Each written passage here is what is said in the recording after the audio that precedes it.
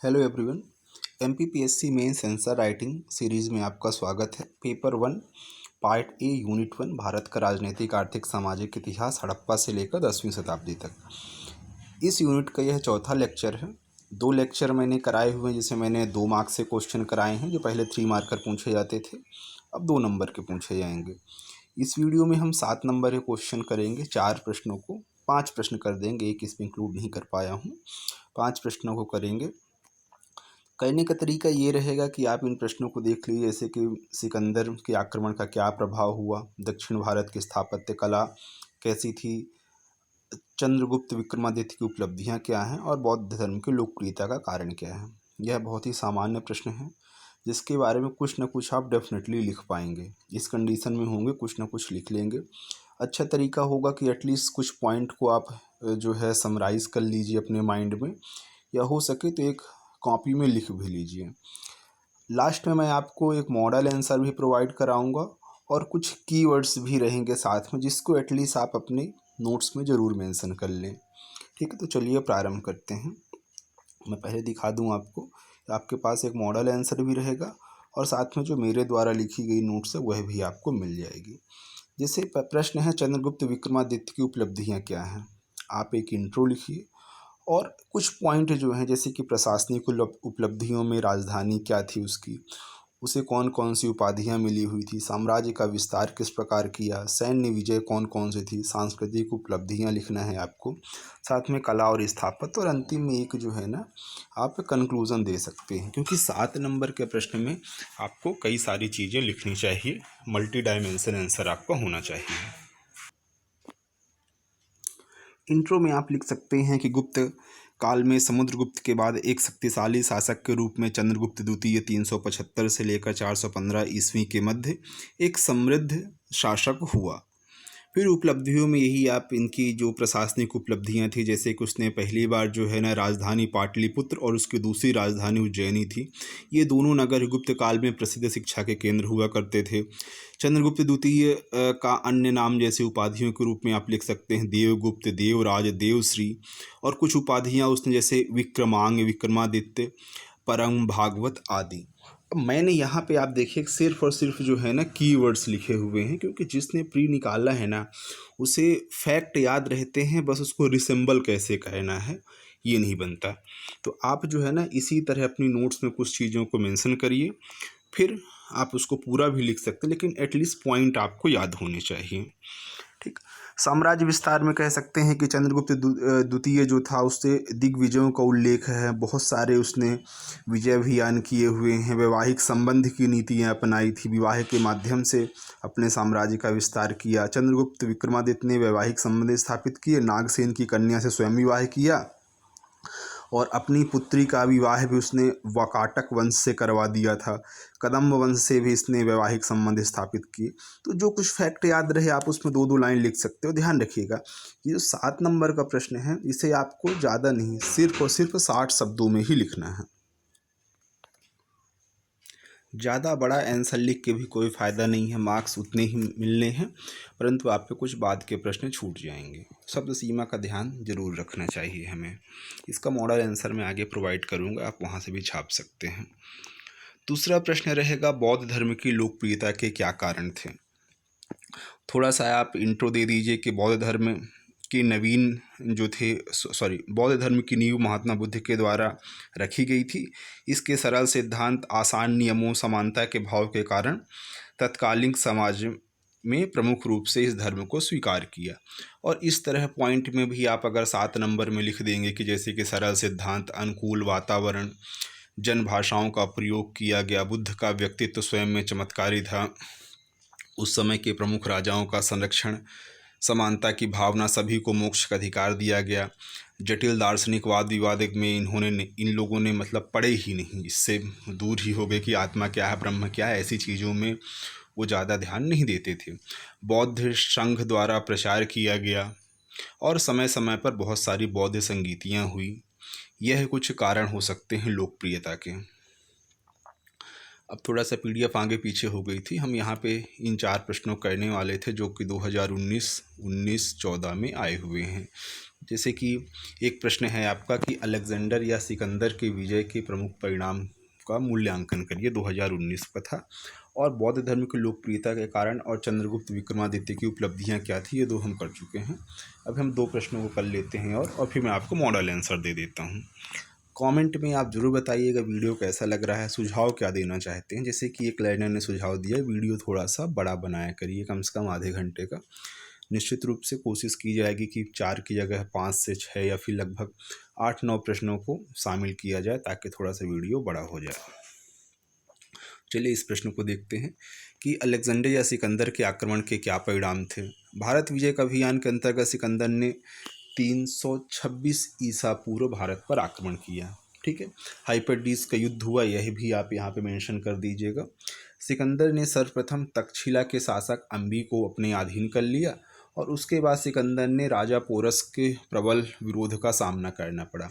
अब देखिए, इसमें मैंने हार या जीत इसलिए नहीं लिखी है क्योंकि कुछ दार्शनिक ऐसा मानते हैं कि सिकंदर इसमें विजयी हुआ था, जबकि कुछ चीनी साहित्यों से ये प्राप्त होता है कि सिकंदर यहाँ पे हार गया था, पोरस की विजय हुई थी। तो आप, लेकिन हाँ, यह सभी लोग स्वीकार करते हैं कि राजा पोरस ने प्रबल विरोध किया हो। तो इतना पॉइंट आप लिखिए, कौन जीता कौन हारा उसको स्किप कर सकते हैं हम। मूल्यांकन का परिणाम अगर देखें तो मूल्यांकन क्या कह सकते हैं कि पहला हम कह सकते हैं कि पश्चिमोत्तर भारत में एकता का विकास हुआ। अब जब उसने आक्रमण किए तो जो छोटे छोटे राजा थे वो एक हो गए। साथ में साम्राज्यवादी भावना का तीव्र विकास हुआ। इसका आप संबंध देख सकते हैं, चंद्रगुप्त मौर्य जो था एक चक्रवर्ती सम्राट के रूप में उभरा। मौर्य साम्राज्य का जो है विस्तार काफ़ी कंधार से लेकर यहाँ तक्षशिला और आगे चल के पाटलिपुत्र तक हुआ। साउथ में भी जो आपका नर्मदा नदी है यहाँ तक इनका पहुँच चुका था। नवीन व्यापारिक मार्गों की खोज हुई। मुद्रा निर्माण की कला का विकास हो। भारतीय वैसे मुद्रा निर्माण कर रहे थे, लेकिन यूनानियों के आक्रमण के बाद और अच्छे तरीके से आकर्षक मुद्रा जो देखने में सुंदर लगे, इस प्रकार के सिक्के वगैरह आ चुके थे। कंधार कला का विकास तो वैसे जो है कनिष्क के समय में हुआ था, लेकिन जो प्रारंभ है वह हो चुका था यहाँ से। और जो है घटनाओं का तिथिक्रम के भी निर्धारण हुए, मतलब कि जो टाइम लाइन कहें या फिर कैलेंडर वगैरह, इसका भी जो है यहाँ से पता चलता है। ठीक है, दूसरा प्रश्न है आपका कि दक्षिण भारत में मंदिरी स्थापत्य कला का आपको वर्णन करना रहेगा। अब देखिए, ये थोड़ा सा मेरे हिसाब से मेरे लिए कठिन प्रश्न था क्योंकि साउथ की जो हिस्ट्री है उतना ज़्यादा ध्यान नहीं देते हैं, और पीएससी में कहें तो आर्ट और कल्चर का उतना ज़्यादा रोल भी नहीं रहा है। तो इसको, और बाकी लोगों के लिए भी कठिन होगा ऐसा नहीं है। तो इसको जैसे टफ प्रश्न मिले ना, तो उसको करने का तरीका ये है, कम से कम आप पॉइंट याद कर लें। जैसे कि 4 शैलियाँ वहाँ पे प्रचलित थी, द्रविड़ शैली, बेसर शैली, नायक या मदुरई शैली या होसल शैली। कम से कम 4 आपको नाम याद हो जाएं। उसके बाद जो है ना, आप यहाँ पे थोड़ा बहुत इसके जो शासक थे, किस टाइम लाइन पे विकास हुआ, प्रमुख मंदिर वगैरह कौन से थे, एक एक मंदिर का नाम लिख दीजिए, कहीं ना कहीं काफ़ी होगा। इसका एक मॉडल आंसर आपको मिलेगा, लेकिन मैंने सिर्फ पॉइंट लिखे हुए हैं ताकि अगर ये क्वेश्चन एग्ज़ाम में आए तो जो कुछ मंदिर वगैरह मुझे याद है मैं यहाँ पे इसको लिख सकता हूँ। अब जैसे कि दक्षिण भारतीय राजवंशों में मंदिर निर्माण से दक्षिण भारत के मंदिर में स्थापत्य के अनेक शैलियों का विकास हुआ।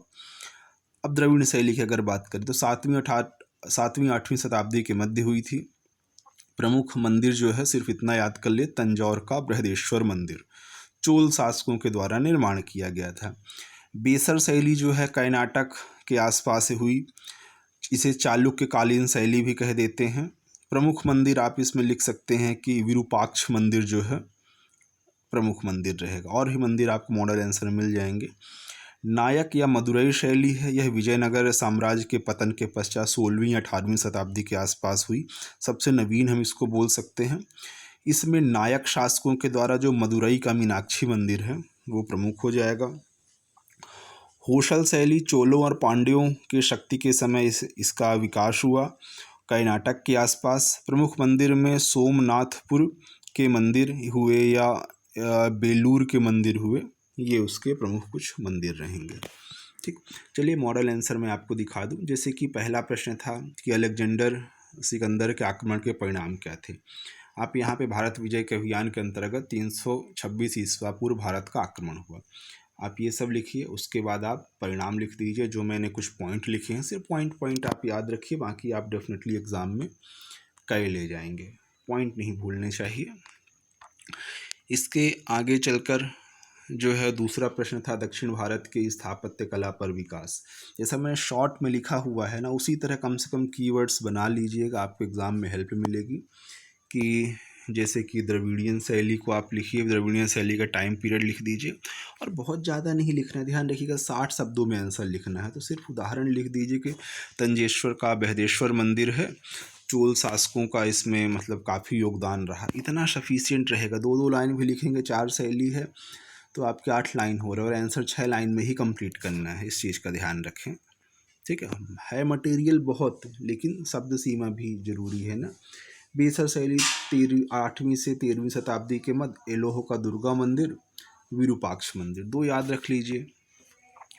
नायक शैली जो है यह मदुरई का जो मीनाक्षी मंदिर, और ये विजयनगर साम्राज्य के पश्चात जो है इसका उदय हुआ। होशल शैली जो है चोलों और पांड्यों के शक्ति के अवसान के पश्चात हुआ। उदाहरण लिख लेना है आपको सोमनाथपुर के मंदिर और बेल्लूर के मंदिर।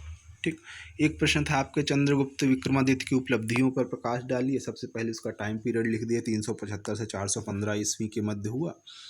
एक ऐसा कुछ फ्लो चार्ट बना दीजिए, वैसे में फ्लो चार्ट वगैरह 7 नंबर में क्या बनाना है, इसको डायरेक्ट मेंशन करिए। उपलब्धियों में प्रशासनिक उपलब्धियां थी, साम्राज्य का विस्तार किया, सैन्य विजय, सांस्कृतिक उपलब्धियां, कला और स्थापत्य।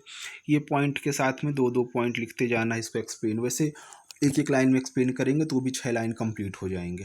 ठीक है, ध्यान रखिएगा मटेरियल जैसे मैं इसीलिए आपको लिख कर दिखा रहा हूँ, क्योंकि जब आप मॉडल आंसर्स लिखना चालू करेंगे तो 1.5 पेज आपका भर जाएगा लिखने में, और पता चला इतना लिखना ही नहीं है। ठीक, तो कम लिखिए लेकिन सारी चीज़ें हो जाएं। तो हाँ, यही प्रश्न अगर मान लीजिए 10 नंबर में पूछ लिया जाए तो फिर आप उसको एक्सप्लेन करके 2 पेज में कर सकते हैं, लेकिन 60 शब्दों में अगर आपको आंसर लिखना चाहते, मैं तो कहता हूँ 50 में ही लिखिए, क्योंकि सबसे बड़ी दिक्कत ये होती है पेपर कंप्लीट करना। बहुत सारी चीज़ें पता है, जो आसान प्रश्न इस तरह के इतिहास के मिल जाएंगे, उसमें आपने 60 शब्द की जगह 100 शब्द एक पेज में आंसर लिखा, तो पता चला अंतिम में जो 10 नंबर वाला प्रश्न है आपसे छूट जाएगा। छूटेगा तो है, जो बहुत ज़्यादा लिखेगा उसका अंतिम में छूटता है, किसी से ही पूछ लीजिएगा, मेरा खुद छूटा हुआ है। प्रशासनिक उपलब्धियां में इस तरह आपको राजधानी उपाधियां एक एक लाइन लिखना, इतना ज़्यादा लिखेंगे ना तो 6 नंबर नहीं कह सकते, ये तो मेरे ख्याल से 20 नंबर का प्रश्न हो जाएगा, 4 पेज भरेंगे। यहाँ पे भले आपको 4 लाइन दिखाई दे रहा है, लेकिन जब इन सबको लिखेंगे ना तो बहुत पेज जो है ना भर जाते हैं।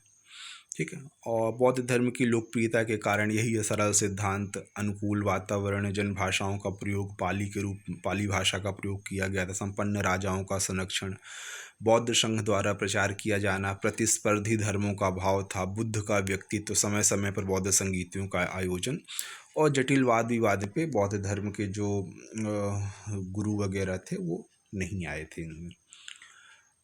एक प्रश्न है जो कि थंबनेल में नहीं शामिल था, इसको भी कर लेते हैं कि बौद्ध धर्म के संरक्षक के रूप में कनिष्क का मूल्यांकन करिए। आपको पता होगा 78 ईस्वी में भारत का शासक बना, उसने न केवल साम्राज्य को सुदृढ़ किया अपितु कला साहित्य संस्कृति को भी अत्यधिक बढ़ावा दिया। बौद्ध धर्म के संरक्षक के रूप में पूछा, ओवरऑल उसका मूल्यांकन नहीं करना है, संरक्षण के रूप में। तो देखिए सबसे पहला तो ये जरूर मेंशन करिएगा कि जो चौथी बौद्ध संगीति का उसने आयोजन कराया, हीनयान महायान में इसके समय पे विभाजन हो गया था। यह महायान बौद्ध धर्म का संरक्षक हुआ, यहाँ से इसका विस्तार चीन, तिब्बत, जापान में हुआ। बौद्ध विहार चैत्यों का निर्माण करवाया, गंधार मूर्तिकला में बुद्ध की प्रतिमा बनवाई गई, बौद्ध दार्शनिकों को संरक्षण दिया, जैसे कि नागार्जुन और अश्वघोष इसके दरबार में थे। बौद्ध ग्रंथों का पुनः संकलन कराया, बुद्ध की आकृति वाले सिक्के इसके द्वारा चलवाए गए थे। और इस प्रकार आप कह सकते हैं इन्हीं सब पॉइंट के आधार पर कि बौद्ध धर्म जो कि अशोक की मृत्यु के पतन की ओर बढ़ रहा था, उसका पुनरुद्धार कनिष्क के द्वारा करवाया गया। एक प्रश्न और रहेगा, विद्वान के रूप में हर्ष की एक टिप्पणी लिखिए। आपको पता है अंतिम हिंदू सम्राट हम उसको कह सकते हैं, प्राचीन काल का, क्योंकि इसकी मृत्यु के बाद मध्यकाल चालू हो जाता है मोहम्मद बिन कासिम के आक्रमण के बाद। तो सम्राट हर्ष प्राचीन भारत के शासकों की गौरवमयी परंपरा का अंतिम प्रतापी सम्राट था। वह एक सफल योद्धा, पराक्रमी विजेता, सुयोग्य शासक और धर्मपरायण सम्राट था। एक विद्वान के रूप में हर्षवर्धन कहें तो एक स्वतः विद्वान था, लेखक था और विद्वानों और लेखकों का आश्रयदाता था। इसके दरबार में आपको पता है बाणभट्ट थे, जो कि एमपीपीएससी के फेवरेट हैं। हमेशा इनसे जो डैम वगैरह, बाण सागर बना हुआ है, इनकी जो रचनाएं हैं एग्ज़ाम में हमेशा पूछी गई है। हर्षचरित कादम्बरी के रचनाकार बाणभट्ट के अतिरिक्त मयूर, दिवाकर, जयसेन जैसे विद्वान हर्ष के दरबार में थे। हर्ष जो है स्वयं भी एक सुयोग्य साहित्यकार था। रत्नावली, प्रिय प्रदर्शिका, नागानंद नामक संस्कृत के 3 ग्रंथों का इसके द्वारा जो है ना रचना की गई थी। साथ में कुछ पॉइंट और हैं जो कि इस पीडीएफ में नहीं आए हुए हैं, आप इनको लिख सकते हैं कि हर्ष ने बहुत सारे मंदिरों का निर्माण करवाया। हर्ष अपनी राजकीय आय का 1/4 हिस्सा विद्वानों के संरक्षण में खर्च करता था। और इसके समय जो है ना, हर्ष के समय हेन सांग नामक चीनी यात्री आया था। आप ऐसे भी लिख सकते हैं, उसकी किताब सी चू कू ऐसे कुछ नाम है, मुझे नहीं याद एग्जैक्टली। तो हर्ष के शासन के बारे में जानकारी चीनी यात्री हेन सांग के साहित्य से मिलती है। बांसखेड़ा अभिलेख में हर्ष को परम परमेश्वर कहा गया है ना। वह अपनी पूरी संपत्ति, कहा जाता है, प्रयाग में दान कर दिया करता था यज्ञ के माध्यम से। इतना लिखने के बाद आप देखेंगे कि 5 से 6 लाइन तो इतने में ही आपकी भर जाएगी। ठीक, तो मेरे ख्याल से जो मैं ये आपको शुरुआत में अपने द्वारा लिख के मैं चीज़ें बता रहा हूँ, वो आपको काफ़ी हेल्प मिलेगी। ज़रूर शुरू में लगता है कि यार सर इतना कम लिख रहे हैं, लेकिन जब आप लिखना चालू करेंगे ना तो लगेगा यार यही बहुत ज़्यादा, इसी में 5 लाइन भर जाती हैं। ठीक, तो यही कोशिश करिए, नोट्स वगैरह बनाते रहे, थोड़ा प्रैक्टिस करिए, क्योंकि क्वेश्चन आसान है। ध्यान रखिए, क्वेश्चन आसान है, लिखना टफ है। शब्द सीमा को ध्यान में रखते हुए लिखना टफ है। और ओवरऑल पूरा पेपर कंप्लीट करना कठिन है। आप ऐसे जैसे मैं 4-5 प्रश्न लिख रहा हूँ, आप इसको बड़े आराम से लिख सकते हैं, लेकिन असली जो प्रैक्टिस तब समझ में आती है कि आप 3 घंटे कंटिन्यू लिखिए और पूरा पेपर कंप्लीट करने की कोशिश करिए। सबसे कठिन काम ये आता है 2 घंटे लिखने के बाद या 2.5 घंटे लिखने के बाद जो अंतिम के आधा घंटा बचते हैं, उसमें कैसे पेपर कंप्लीट किया जाता है, वो मायने रखता है। अंतिम के आधे घंटे में पता चलता है कि जो हमने पहले 2 घंटे 2.5 घंटे में लिखे हैं ना, वो कितना सही था। कि पता चला कुछ आंसर को आपने शब्द सीमा का ध्यान ना रखते हुए बढ़िया पेला पेल लिखा है, अंतिम में क्वेश्चन छूट गया, घर में आके पछतावा हो गया, इससे अच्छा कि हम कम ही लिखे होते, मार्क्स उतने ही मिलने हैं। तो इसीलिए मैं आपको दोनों चीज़ें दिखा रहा हूँ, अपने द्वारा एक लिमिटेड शब्दों में और साथ में जो मॉडल आंसर वगैरह रहता है उसमें भी, क्योंकि जो मेरा एक्सपीरियंस है वो सबसे बड़ा ये है कि पेपर कंप्लीट होना चाहिए। चलिए ठीक है दोस्तों, वीडियो कैसा लगा ज़रूर बताइएगा, चैनल को सब्सक्राइब करिए, जो भी आपको डाउट वगैरह हो कमेंट में पूछ लीजिएगा। और ध्यान रखिए, मैं बिल्कुल नहीं कहता कि मैं बहुत अच्छा आंसर लिख रहा हूँ, सिर्फ गाइडेंस दे रहा हूँ। आप मेरे से अच्छा आंसर लिख सकते हैं, कोई और बंदा ही मेरे से बहुत बहुत बहुत ज़्यादा अच्छा आंसर लिख सकता है। ठीक है, ओवरऑल है प्रैक्टिस करिए, क्योंकि धीरे धीरे प्रैक्टिस करके ही ये चीज़ें अच्छी होती हैं। एक दिन में अच्छी नहीं होने वाली, ना आपकी राइटिंग और ना ही जो आप फैक्ट मेंशन कर रहे हैं और ना ही शब्द सीमा, ये धीरे धीरे ही अच्छी होती हैं। चलिए अगले वीडियो मिलते हैं। Thank you, bye.